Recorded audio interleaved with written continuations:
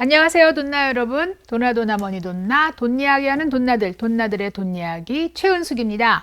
오늘 제가 이렇게 혼자서 자리에 앉게 된 이유는요. 지금까지 저희가 얘기했던 여기민이나 이중국적에 대해서 좀 더 자세한 얘기를 돈나님들에게 드리고 싶어서입니다. 요즘 동포사회의 화두 중에서 가장 핫한 이슈 중에 하나가 여기민입니다.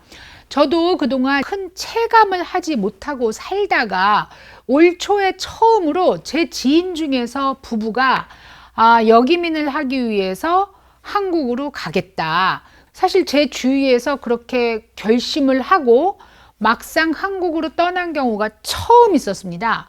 한 3달쯤이 지나서 이분들이 다시 돌아오신 거예요, 미국으로. 이 복수 국적을 신청하는 게 생각보다 오랜 시간이 걸려서 일단은 홀드하고 다시 미국에 왔다, 이렇게 얘기를 하셨어요. 여기민을 하기 위해서 한국에 들어가서 복수 국적을 신청해서 받게 될 때까지 8개월 정도가 걸린다는 얘기고, 그러면은 처음에 한국에 입국을 할 때 8개월 이상, 최소 8개월은 한국에 있는 상황을 결심을 하고 가셔야 된다는 거죠. 자, 이제 여기민을 얘기하려면 복수 국적, 우리가 흔히 이중 국적이라고 부르는 복수 국적에 대해서 얘기하지 않을 수가 없는데요. 왜 복수 국적으로 하느냐 하면, 우리는 한국과 미국 두 가지의 국적만 생각할 수 있지만 실제로는 3개의 국적을 가진 사람들도 존재하기 때문에 복수 국적이라고 이야기하는 겁니다. 이 복수 국적이라는 거는 지금 말씀드린 것과 같이 2개 혹은 다수의 국적을 한 사람이 가지고 있는 형태인데요. 사실 미국 어디 법에 복수 국적을 인정한다, 안 한다라는 게 써있지는 않다고 그래요. 다만 1952년도에 대법원 판례에서 이렇게 써있다고 합니다. 이중국적 개념은 개인이 두 국가에서 국적의 권리를 가지고 행사할 수 있으며 두 국가의 책임을 모두 져야 한다는 것을 인식하고 있는 것이라고 했다고 해요. 그 얘기는 미국에서는 2개를 가지고 있든 3개를 가지고 있든 너는 미국 국민으로서 의무와 권리를 행사하면 된다라는 뜻이죠. 그런데 문제는, 자, 그럼 내가 가지고 있던 원래의 국적이 그 국적이 있는 나라에서 복수 국적을 인정하느냐, 이게 문제가 되는 거죠. 대한민국은 복수 국적을 인정하지 않는 나라였습니다. 여러 가지 이유가 있었죠. 그 중에서 국방의 의무 때문에 사실 복수 국적을 인정하기가 굉장히 힘들었다고 저는 생각합니다. 원정 출산 이런 걸 통해서 국방의 의무를 피하기 위해서 미국 시민권을 가지고 이중 국적을 하려 한다, 이런 일들이 많이 생겨서 홍준표법이라고도 불리는 그런 그 국적법이 만들어지기까지 했잖아요. 한 2010년 이후, 그러니까 정확히는 2011년 1월 1일이라고 하는데, 국적법을 개정해서 국익에 기여할 것으로 인정되는 외국인에게 복수 국적을 허용한다라고 했다고 합니다. 현재까지는 일정한 조건을 갖춘 외국인 귀화자들이 외국 국적 불행사 서약을 한다면 복수 국적으로서 한국에 살 수 있도록 하고 있습니다. 자, 이제 복수 국적이 허용되는 요건은 저희가 이제 몇 가지를 화면에 보여드리고 있는데요. 그 내용 중에서 5번째, 고령의 영주 귀국 동포로서 국적 회복 허가를 받은 사람들한테 복수 국적을 인정한다라고 되어 있습니다. 바로 이 부분이 요즘 저희 미국 동포들에게 핫한 이슈가 되는 이중국적 신청을 하러 간다, 여기민을 하러 간다에 해당되는 사항이라고 볼 수 있어요. 사실 65세가 고령인지 그건 좀 생각해 봐야 되는 문제라고 생각합니다. 어쨌든 고령 65세, 갑자기 슬퍼지네요. 65세가 고령일까요? 아닐까요? 왜냐하면 유엔에서 60대가 청년이라고 했다는데 좀 고쳐야 될 것 같아요. 고령을 빼고 그냥 65세 이상인 자로서 이렇게. 자, 그런데 왜 이 고령 65세가 문제가 됐느냐, 이걸 좀 더 생각해 보면은요, 사실은 우리가 너무 오래 살게 되었기 때문이에요. 100세 시대를 얘기한 지가 그렇게 오래되지는 않았어요. 옛날에는 60세, 65세에 은퇴를 해도 남은 세월이 10년 안팎이었습니다. 그리고 더군다나 자녀가 만약에 뭐 5명, 6명 되는데 내가 60살에 은퇴를 했고 65살에 은퇴를 했다. 그러면 남은 그 10여 년의 세월 동안에 뭐 큰아들한테 가서 1년 살고 작은아들한테 가서 1년 살고 하면서 그 세월이 채워지고 아주 편안하게 노후를 보내시고 돌아가실 수가 있었어요. 그런데 지금은 65세에 은퇴를 해서 만약에 90살까지 산다라고 해도 25년. 그리고 흔히 말하는 얘기로 재수 없어서 100살까지 산다 하면 35년의 노후를 보내야 합니다. 은퇴 후에. 은퇴라는 얘기는 사실 경제 활동을 더 이상 하지 않는다라는 얘기하고 맞물리거든요. 그럼 경제 활동을 하지 않는 상태에서 25년에서 35년을 어떻게 살아날 것인가? 자녀한테 의지할까요? 아까 말씀드린 대로 저희 전의 세대는 자녀가 5명, 6명, 뭐 저희 할아버지 세대에는 10명, 12명도 나왔습니다. 그러니까 뭐 1년씩, 2년씩 돌아가면서 혹은 합의해서 뭐 한 달에 한 10만 원씩 내서 부모님을 모실 수가 있었겠죠. 그런데 지금 자녀 2명 있는 집, 1명 있는 집이 흔한 세대에서 부모님의 남은 노후 25년, 35년을 자녀들에게 책임지라고 할 수는 없어요. 자, 저를 예로 들겠습니다. 제가 경제 활동을 한 기간은 사실 30년이 채 안 됩니다. 뭐 결혼하고 아기 낳고 또 경력 단절이 있고 뭐 이것저것 빼고 나면 30년이 채 안 되는 세월을 경제 활동을 했는데, 그런데 제 노후는 제가 경제 활동을 한 기간보다 길어질 수 있어요. 그렇다면 그 긴 세월 동안을 누가 저를 부양을 하나요? 결국 제 스스로 부양을 해야 된다는 얘기입니다. 이런 상황이 되다 보니까 정말 이제 야, 가만히 있어봐. 내가 노후에 어떻게 해야 되지? 라는 게 우리 이 동포 여러분들한테 확 와서 닿는 거예요. 특별히 70년대, 80년대에 미국에 이민 오신 분들이 굉장히 많습니다. 물론 이제 제가 이렇게 어르신들을 만나는 비즈니스를 하다 보니까 막 50년대 전쟁 직후에 이민 오신 분도 계시고 60년대에 또 장학생으로 선발돼서 이민 오신 분들도 계세요. 그렇지만 대다수의 이민, 1세대 이민이 70년대와 80년대에 이루어졌다고 보여집니다. 90년대 이후에는 유학생 이민이 많았던 것 같아요. 70년대, 80년대에 가족 이민 또는 이제 경제적인 상황 때문에 이민하신 분들이 굉장히 많습니다. 그런 분들이 이제 은퇴를 하는 세대가 된 거죠. 그럼 이 은퇴를 하는데 아까 말씀드린 것처럼 남은 세월이 너무나 기니까 이제 가만있어, 이제 앞으로 어떻게 살아야 되지? 하는 생각을 하게 되시는 거죠. 그런 분들한테 한국으로의 역이민 혹은 한국살이가 은퇴 후에 또 다른 옵션이 된 거예요. 이게 뭐 꼭 해야 된다, 누구는 하더라, 뭐 왜 하느냐, 이런 문제가 아니라 외국 생활을 오래 한 동포들한테 은퇴 후에 노후 생활에 옵션이 하나 더 생긴 겁니다.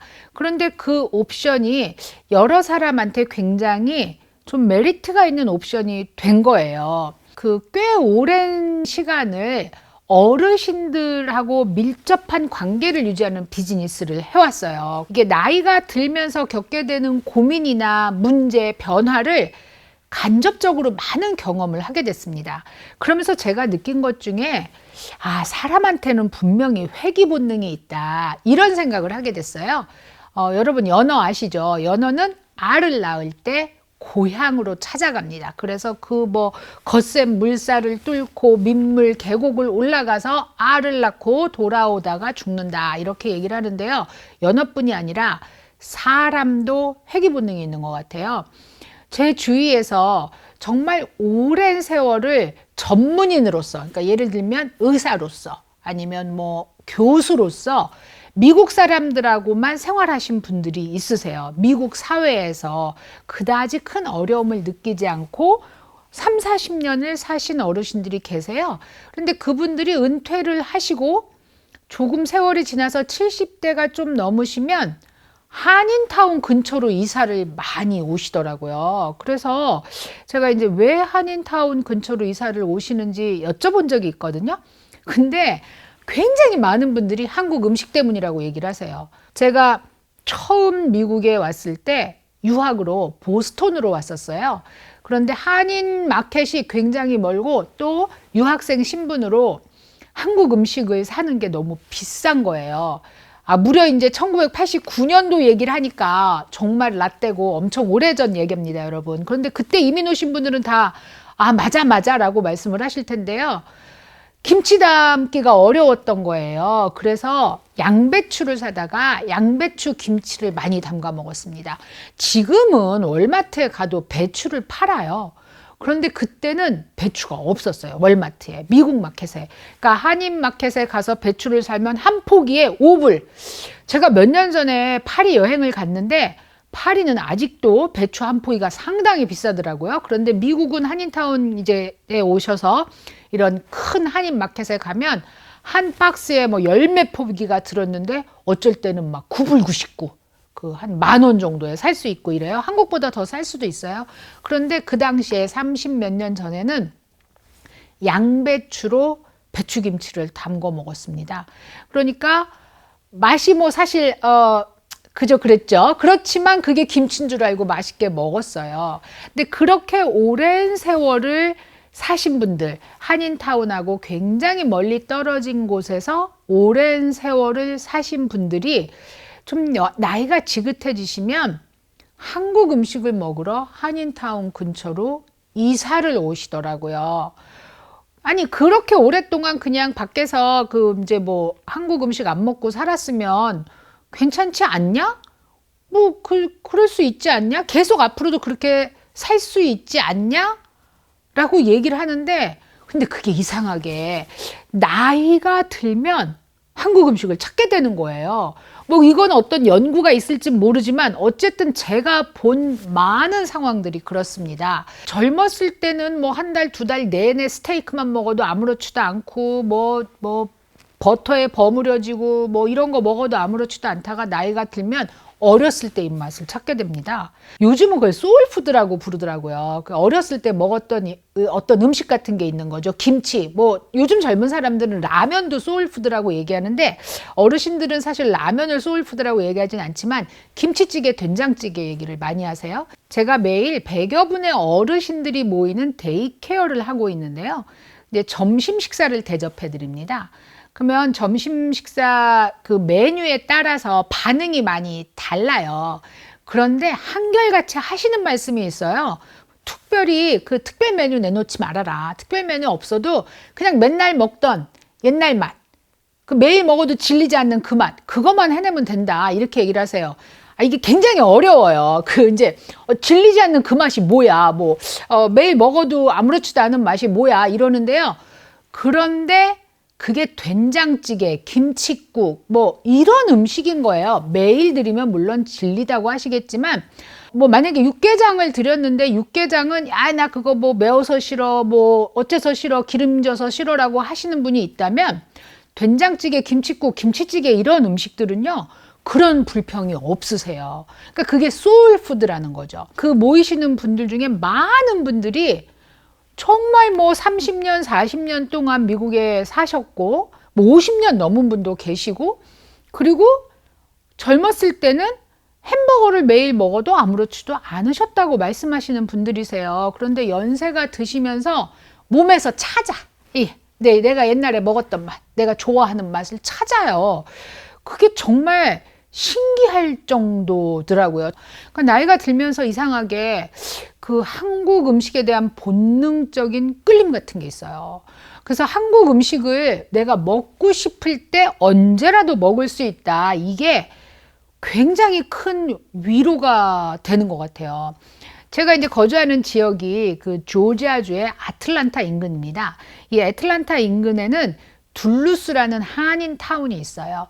그 둘루스 지역 근처에 최근 몇 년 동안에 다른 지역으로부터 많은 어르신들이 이주했습니다. 이유를 보니까요. 일단은 이 한인 타운이 새로 개발이 돼서 굉장히 깨끗하고 또 밀집돼 있어요. 반경 몇 마일 안으로 이게 밀집돼 있어요. 거기에다가 이제 LA나 뉴욕 그 한인타운이 오래전에 개발된 그 동네보다 상대적으로 생활비가 굉장히 저렴합니다. 그래서 한인타운으로 오시는 분들이 굉장히 많은 거예요. 한국 음식이라는 게 굉장히 우리의 노후 생활의 퀄리티를 좌우하게 된다, 이런 생각을 하게 됩니다. 그리고 이제 노후 생활에 우리가 가장 필요한 게 운전이에요, 운전. 여러분, 제가 이 어르신들을 매일 만나는 그런 비즈니스를 한다고 했잖아요. 이분들이 가장 고충을 토로하는 게 바로 운전입니다. 아까 말씀드린 것처럼 저희가 60대 후반, 70대 초반까지 평균 수명이 제한되어 있을 때는 운전을 그렇게 걱정하지 않아도 됐겠죠. 그런데 지금은 80이 넘고 90이 돼서도 자가 운전을 해야지만 가고 싶은 곳을 갈 수가 있게 된단 말이에요. 근데 80이 넘으면 운전이 자유로워지지 않아요, 여러분. 지금 우리 나이, 뭐 아니면 저보다 젊은 분들, 뭐 70대 초반이 돼도 이런 걱정 안 하실 거예요. 그런데 자연스럽게 그렇게 됩니다. 순발력이 떨어지고 운동 기능이 떨어지게 돼요. 그래서 운전하실 때 굉장히 고통스러워 하시는 분들 많이 있어요. 그리고 또 이제 뭐 당뇨라든가 이런 지병으로 인해서 드시는 약의 숫자가 많아지거든요. 그런 영향으로 인해서 많이 조시는 경우도 있고요. 또 이 순간적인 어떤 착각, 이런 것들이 발생을 해요. 1990년대 초반까지만 해도요, 평균 수명이 뭐 70대 초반 이랬습니다. 우리가 이렇게 뭐 오래 사는 거를 걱정한 게 얼마 되지 않다고 말씀드렸잖아요. 지금 평균 수명이 이제 83세라고 하는데요. 그러면 70살이면 13년만 더 살면 내가 뭐 평균 수명이 되는 거냐? 그거 아니에요. 이미 60세가 넘고 70세가 되신 분들은요, 기대 수명을 생각하셔야 돼요. 여명. 평균 수명은 영아 때 사망한 사람, 젊었을 때 사망한 사람들을 통틀어서 평균을 구한 거란 말이에요. 그런데 그 시절을 다 지나서 60이 되고 70이 되시면 이제는 기대 수명이라고 얘기해야 돼요. 여명을 얘기한다면 정말 100살, 120살까지 살 수도 있는 거죠. 그런데 80살이 좀 넘으면 운전하는데 곤란이 오는 거예요. 제가 이 실예도 들어야 되는 분들이 굉장히 많은데, 일주일 동안 3번 사고 내신 80세 어르신이 계시고, 또 한 분은, 그분은 81세신데 최근에 사고가 났어요. 앞에 차를 확 받아버렸어. 그런데 이분이 경찰이 유리창을 두드려서 이분을 깨워서 끌어낼 때까지 사고가 낸 상황도 기억하지 못하시고, 경찰이 왜 자기를 깨웠는지도 모르시는 거예요. 도대체 어떻게 된 거냐? 기절을 했느냐? 잤느냐? 아무도 몰라요. 본인이 모르는 이상 어떻게 할 수가 없어요. 81세세요.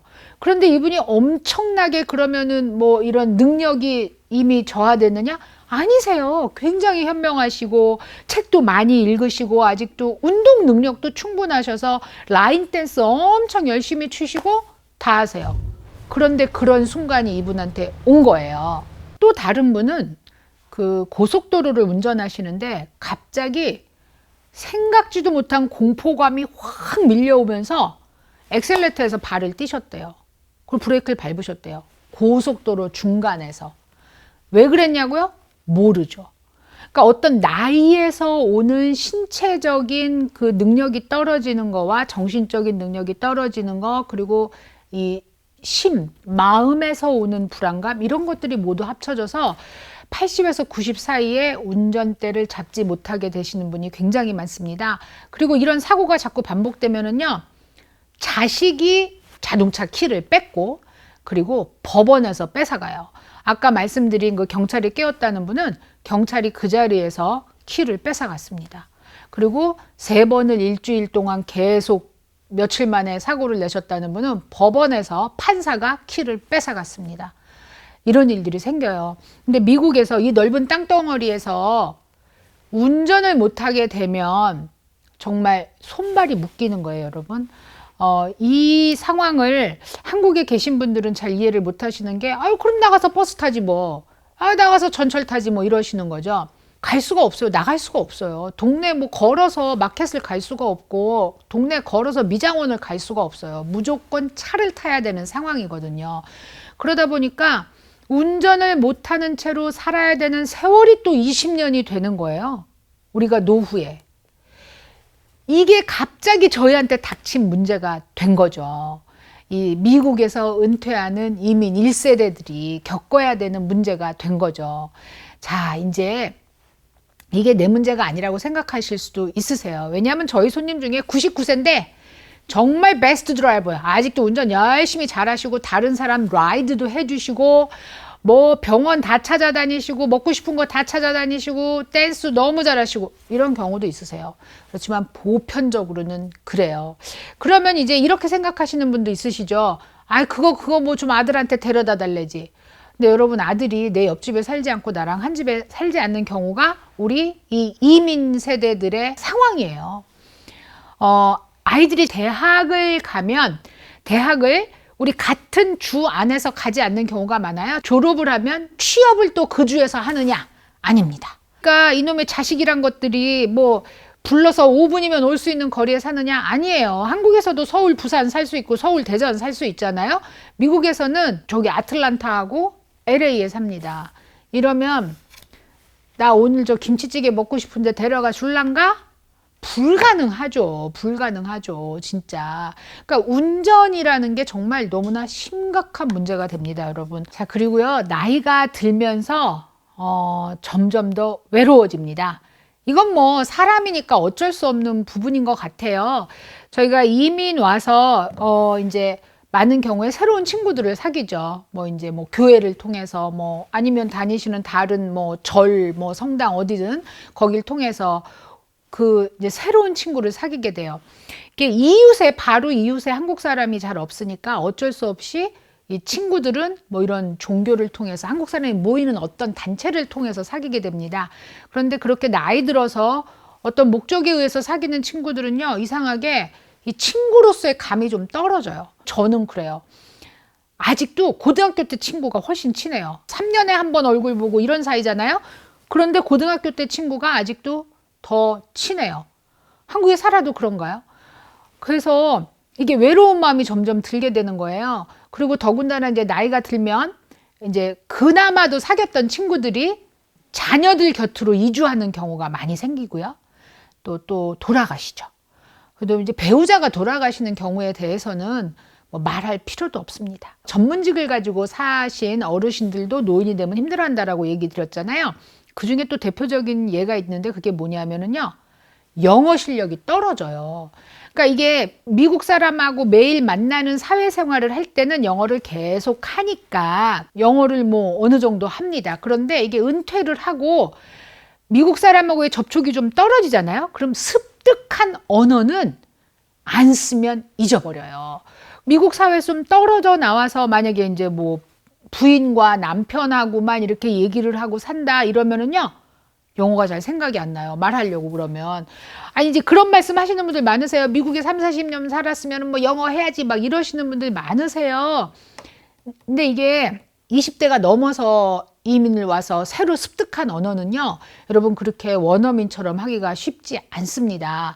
가끔 텔레비전 보면은 그 이제 뭐 타일러라는 분, 또 알베르토라는 분, 뭐 미국, 뭐 이태리에서 오신 분들 엄청 한국말 잘하시잖아요. 그분들도 만약에 영어 텔레비 보시고 그리고 그 영어 쓰는 사람들하고만 있으면 그렇게 한국말 잘 못할걸요? 근데 저희도 그렇게 되는 거죠. 나이가 들면 쭉 이제 미국 사회, 그러니까 자기가 속해 있던 사회에서 빠져나오니까, 그러니까 한국말을 더 쓰게 되는 거예요. 그러다 보면은 이제 또 자꾸 옛날 생각나서 한국 비디오 찾아보게 되죠. 지금 비디오라고 얘기하고도 저도 웃긴데요. 제가 처음에 미국에 왔었던 그 1980년대 후반에는요, 한국 드라마를 다 비디오를 빌려다가 봤어요. 한국 가게에 가서. 그래서 많은 그 자영업 하시는 한국 분들이요, 주말에 한국 비디오 보는 게 유일한 낙인분도 계셨어요.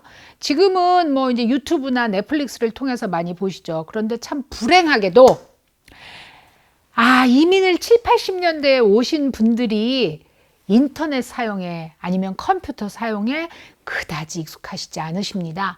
그러다 보니까 유튜브를 통해서, 인터넷을 통해서, 뭐 넷플릭스를 통해서 한국 어떤 드라마나 예능을 찾아보는 게 그렇게 쉽지 않으시고, 어떤 문제가 생겼을 때 해결을 못 하세요. 이게 계속 쭉 나와줄 땐 좋아. 뭐 누르기만 하면 돼. 그런데 이게 약간의 문제가 생겨서 뭐 심지어 IP 어드레스가 바뀌었다 뭐 이러면서 바뀔 수 있잖아요. 아니면 번개가 쳐서 나갔다 들어온다. 아, 이게 부팅을 못하네. 그러면 반드시 도움이 필요합니다. 참 답답한 문제가 생기는 거죠.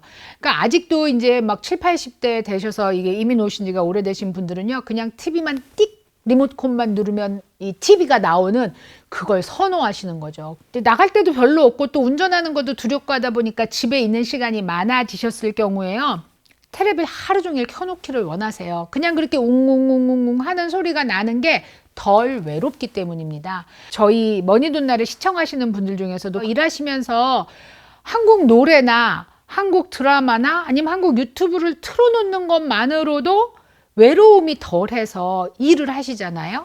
물론 뭐 영어 라디오를 틀어놓는 분도 계시겠죠. 근데 그거는 뭐 각각의 상황이 다르다고 생각하고요.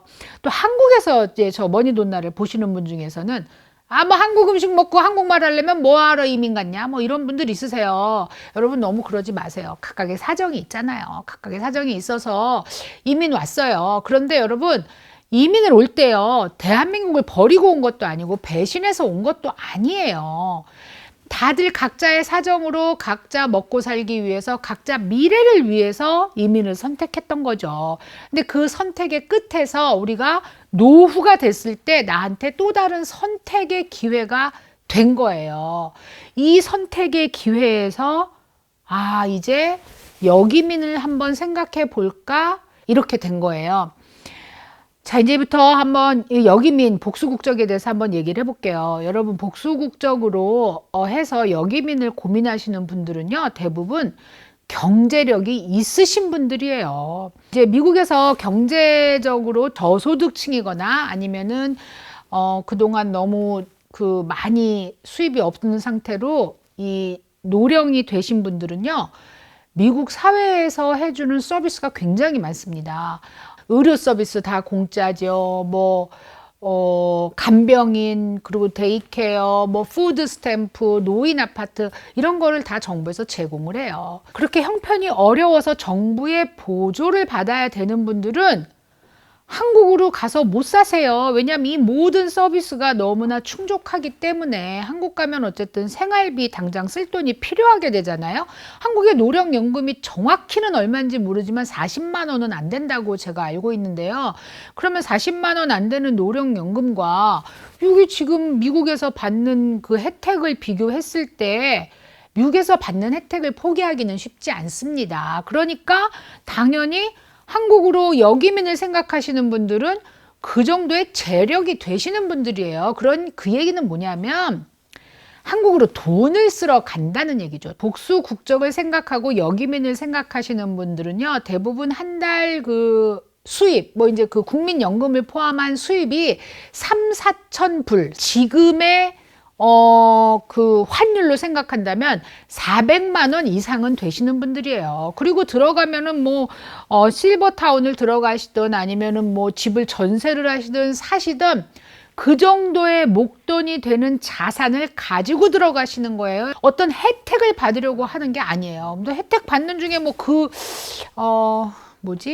그 경로우대 교통증? 이 정도는 혜택이라고 할 수 있겠지만 이분들도 재산세 내게 되고요. 그런 한국에서 내는 세금 내게 됩니다. 그리고 한국의 의료 혜택만큼의 혜택을 또 미국에서 그 메디케어라는 프로그램으로 받게 되세요. 한국에 역이민을 가시면서 이 메디케어를 포기하고 가시는 분은 거의 없으세요. 왜냐하면 메디케어로 인해서 받게 되는 혜택이 미국에서 또 충분하고 또 자녀들이 미국에 계속 사는 경우가 대부분이기 때문에요. 미국에 와서 몇 달 사시게 되는 경우가 많거든요. 역이민을 가셔도. 그러면 어느 쪽에서 의료 혜택이 필요할지 모르게 되는 거잖아요. 그러니까 양쪽 다 가지고 계시려고 그러고, 미국의 메디케어도 한 달에 얼마씩 일정 금액을 내고 한국의 의료보험도 이제 일정 금액을 내게 된다면 양쪽을 다 낼 정도의 재력이 있으신 분들입니다. 자, 그러면 이제 이 머니돈나를 보시는 분 중에서 가만 있어봐, 나 역이민 갈까라고 생각하시는 분들이 있으세요. 저는 이제 비즈니스 관계에서도 한국에 거의 매년 들어갔던 사람입니다. 제가 방송국을 운영했었잖아요. 그러다 보니까 한국에 거의 매년 들어갔고, 그리고 아직도 시댁이 다 한국에 계시니까 또 이제 어르신들 뵈러도 한국에 거의 매년 들어갔습니다. 한국 문화를 꽤 오랫동안 정기적으로 접했던 사람입니다. 그런데 저도요, 한국에 이번에 가서 엄청 헤맸어요. 키오스크 쓰는 문제 이런 거 있잖아요. 커피 마시러 갔는데 사람한테 오다하는 게 아니라 이제 빅 스크린 컴퓨터에다 오다를 해야 되고, 고속도로의 휴게소도 오더를 키오스크로 받더라고요. 그게 좀 익숙해질 때까지 좀 시간이 필요해요. 그런데 만약에 10년 만에 한국을 가신다. 제 주위에 22년 동안 한국에 한 번도 안 가는 분이 있으시거든요. 그런 분들 한국에 가시면 공항버스, 뭐 택시 이거 다 문제됩니다, 여러분.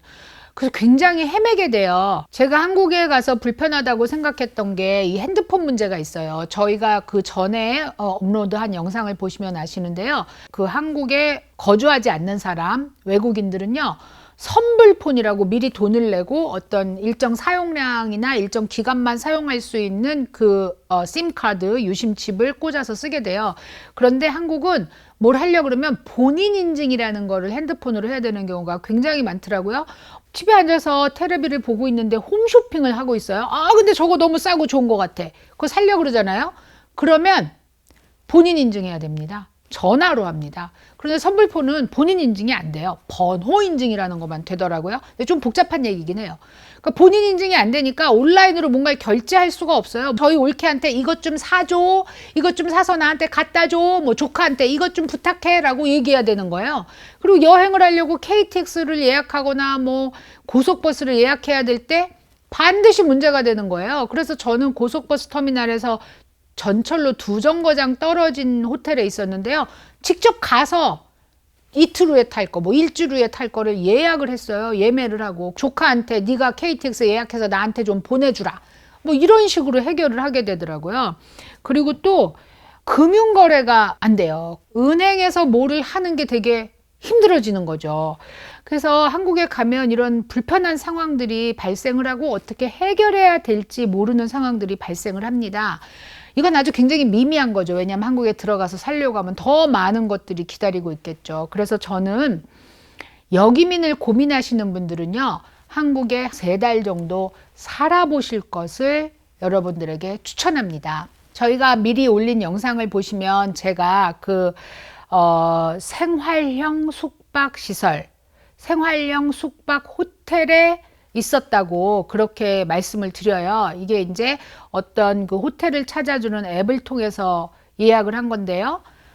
그 베드룸 따로 있고 거실 따로 있고 부엌 시설 다 돼 있고 그리고 이제 뭐 숟가락 젓가락 다 있는 상태에서 하루에 한 100불, 110불 정도를 냈어요. 그래서 저는 3주를 있었는데 총 2,400불을 지급했거든요. 근데 그것보다 싼 것도 있고요.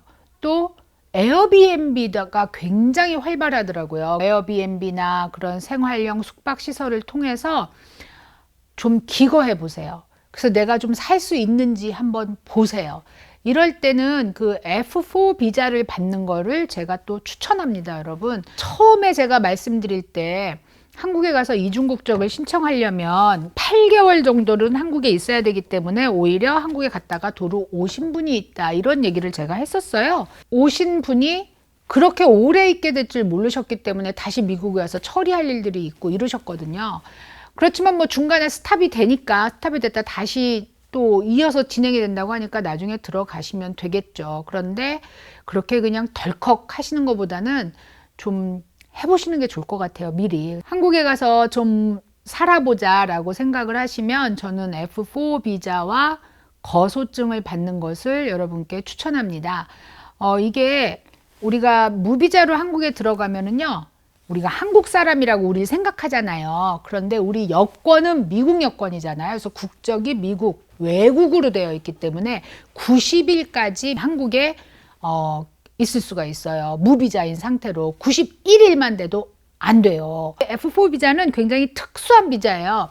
대한민국 국적을 보유하였던 자로 외국 국적을 취득한 사람 또는 부모 중에 한 명, 조부모 중에 한 명이 대한민국 국적을 보유했던 사람으로서 외국 국적을 취득한 사람들한테만 주는 5년이 유효한 복수비자예요. 체류 기간은요 2년에서 3년 안에 결정해서 준대요. 어떤 분은 2년을 받았다고 그러고 어떤 분은 3년을 받았다고 하는데요.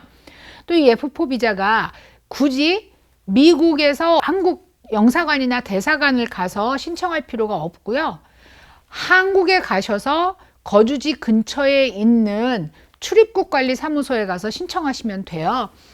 미국에서 신청을 하면 이런 거죠. 만약에 버밍햄에 사시는 분이라면 아틀란타에 있는 영사관에 오셔서 신청을 하셔야 됩니다.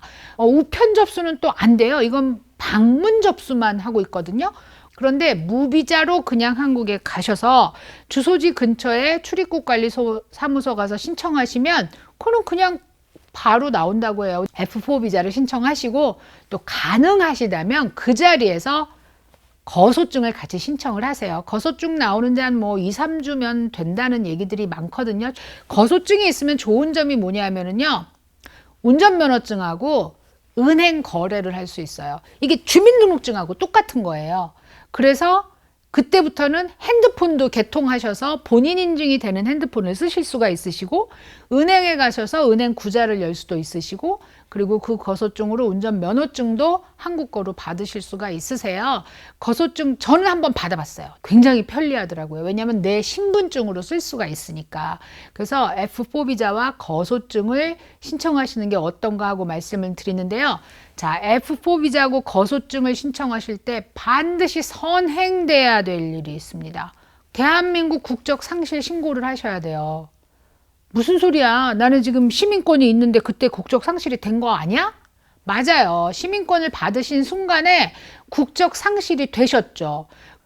그 순간에 국적 상실이 되셨지만 본인이 국적 상실 신고를 하지 않으셨으면 국적 상실이 안 된 채로 사시는 거예요. 제가 아는 분 중에 엄청난 문제가 돼서 그것 때문에 아주 고생을 심하게 하신 분이 있는데요. 시민권을 받았어. 근데 한국 여권도 아직도 유효한 거예요, 이분이. 그래서 한국에 들어갈 때 한국 여권을 썼네? 나올 때도 한국 여권을 썼네? 그런데 나중에 이게 거소증을 받고 그다음에 이중국적을 받을 때 되니까 엄청 문제가 되더라고요. 불법인 거죠. 남의 나라 여권을 쓴 거예요, 이분이. 이게 범죄더라고요. 그러니까 여러분, 내가 나는 미국 그 시민권을 받았어 하시는 분들은 그냥 당연히 대한민국에서 알아서 내 국적 상실이 됐겠거니 이런 생각하시면 안 돼요. 그래서 F4 비자나 아니면 거소증을 받으시려면 반드시 국적 상실 신고를 하셔야 되는데요.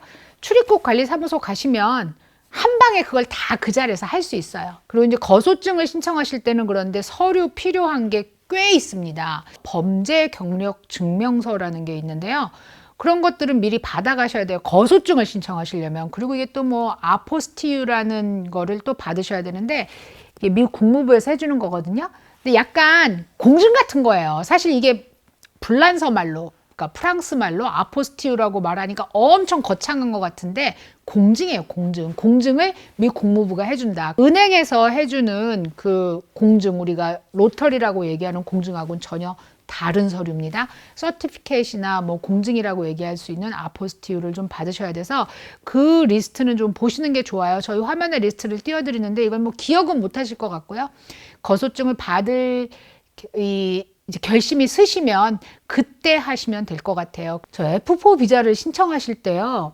제가 한 가지 꼭 드리고 싶은 말씀은 시민권을 가지고 가셔야 돼요. 원본, 사본 안 되고. 돈나님들 중에서요. 원본을 잃어버리신 분들 계시더라고요. 그 원본을 재발급 받으셔야 돼요. 나 원본 잃어버리고 사본 있으니까 안 돼요? 나 여권이 당연히 이게 미국 여권인데 국적이 미국 사람인 거고 시민권 있다는 게 증명이 되잖아요. 여러분 공무원들은 일을 그렇게 하지 않습니다. 공무원들은 반드시 서류에서 요구하는 대로 다 있어야지만 일을 합니다. 너무 당연하죠. 그냥 미국 여권인데 시민이지. 이렇게 당연하지만 반드시 미국 여권 플러스 미국 시민권 증서 원본을 가지고 가셔야 됩니다.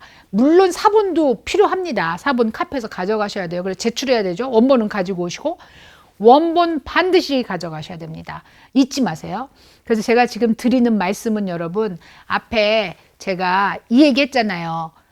이제 역이민이나 복수 국적이 우리의 노후 생활, 우리 동포들의 은퇴 후 노후 생활의 한 가지 옵션이 됐다.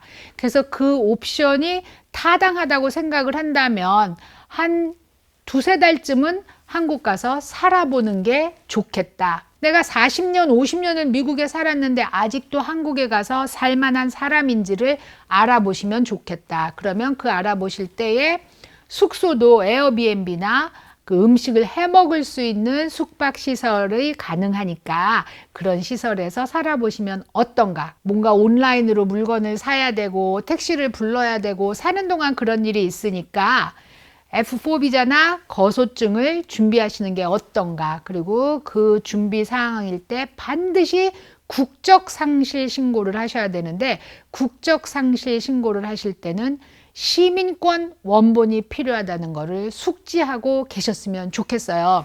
저는 역이민이 좋다 나쁘다 라고 얘기하는 건 옳지 않다고 생각합니다.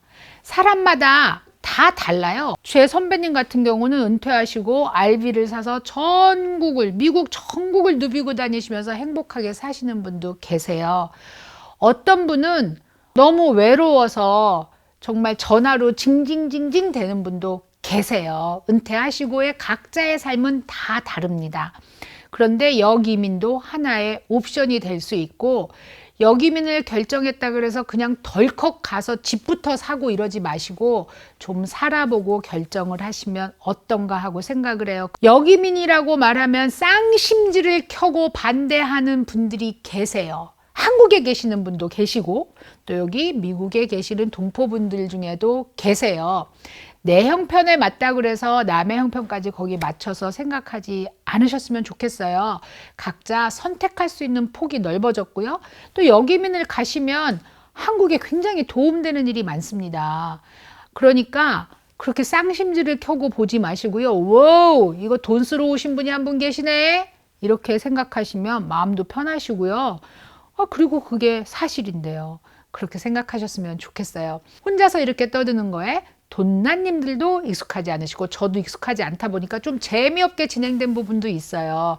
그렇지만 정말 많은 정보를 이렇게 압축해서 드리려고 하다 보니까 또 이런 시간을 마련하게 되네요. 하나님들 불편하지 않으시죠? 그렇게 생각하겠습니다. 자, 오늘도 시청해 주셔서 감사합니다. 안녕히 계세요.